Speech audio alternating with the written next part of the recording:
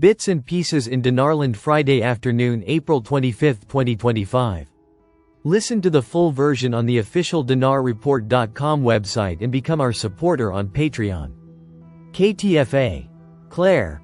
Iraqi Deputy PM and FM Fuad Hussein in Washington today. Washington, D.C., United States. Iraq's Foreign Minister and Deputy Prime Minister Fuad Hussein is in Washington, and he will meet later today with U.S. Secretary of State Marco Rubio. Hussein became Iraqi Foreign Minister in 2020, after 2 years as Finance Minister. A Kurd, Hussein was the longtime Chief of Staff to Masoud Barzani, President of the Kurdistan region, until his retirement from that position in 2017. Hussein was most recently in Washington in March 2024, in the last year of the Biden administration, to prepare for the first visit to Washington of Iraq's then newly elected Prime Minister, Mohammad Shia al-Sudani. The purpose of Hussein's current visit is less clear, but it comes as the Trump administration has held a series of high-level meetings and discussions with its Middle Eastern allies. Indeed, one of those first exchanges was a phone call between Rubio and Sudani in late February. Their discussion appeared to have been quite friendly. While they agreed on the need to resume Kurdish oil exports through the Iraq-Turkish pipeline, even as that has yet to happen. Other meetings and phone calls between Washington and its allies in the Middle East followed. They include an April 11 telephone conversation between Rubio and Masroor Barzani, Prime Minister of Iraq's Kurdistan region. The next day, Sudani paid a rare visit to Erbil. In the meeting between the Kurdish and Iraqi prime ministers, almost certainly, Barzani's exchange with Rubio was among the issues they discussed. Issues on the agenda between the U.S. and Iraq. Asked at a press briefing yesterday about Hussein's visit to Washington, State Department spokesperson Tammy Bruce confirmed that he will be here at the State Department tomorrow for various meetings, and I will be in one of those meetings. But, as far as to the specifics of what will happen, I have nothing to preview for you at this time, she added. However, in a post to X, Hussein provided a bit more information.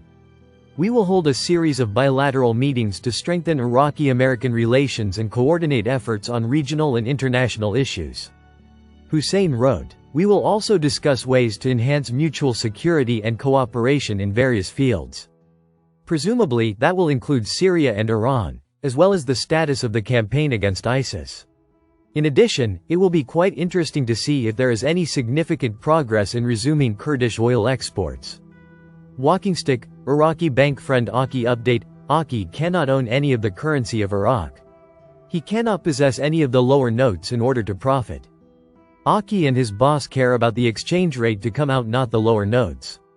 Aki cannot profiteer from turning in lower notes or 30 notes to the CBI. He is interested in the new exchange rate. For their investors inside of Iraq and outside where he is at with that bank in Michigan. Aki is angry the lower notes are still waiting for the same thing that you and I are waiting for, the new exchange rate. Frank 26, Iraq Boots on the Ground report, Firefly. Television says we are way more richer than we thought. Frank, you have no idea your wealth. You have no idea the power you have, no idea what you can come out with an exchange rate. I know you want your purchasing power, but it has to be done perfect, just like launching the spaceship to go to the moon. Everything has to work in synchronization, and that's what I'm seeing. Fed's desperate bid to stop gold price. Why it will backfire. Daniela Cambone. April 25, 2025. Gold has become hard to control. Someone's putting pressure on the New York and London process of keeping the gold price mellow, says E.B. Tucker, best-selling author of Why Gold, Why Now? In today's interview with Daniela Cambone, Tucker suggests that, like all cartels, the system was pushed too far and couldn't sustain itself. He argues that the gold futures market became so detached from physical gold that it lost credibility.